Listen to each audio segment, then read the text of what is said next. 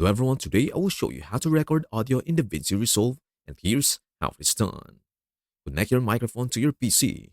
Open DaVinci Resolve and go to the Fairlight tab, bottom menu. Click Preferences, DaVinci Resolve, Preferences. Under Video and Audio, Input or Output, select your input device, microphone. Create a new audio track for recording. In Fairlight, right-click on the timeline and select Add Track, Mono, or Stereo if needed. Click on the Input button. Looks like a small box on the track. In the pop-up, select your microphone and click Patch to connect it. Start recording. Click the R or Record Arm button on your audio track. Press Record, red circle button in the transport controls. Speak into the mic and start recording. Click Stop when finished. Export your audio optional. If you only need the audio, click Deliver, bottom right. Set format to WAV or MP3. Click Render to export. And that is everything you need to know about how to record audio in DaVinci Resolve.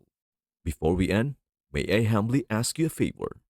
Please do like, share, and subscribe to our channel. This means the world to us. Thank you so much for watching. We hope to see you in our next video.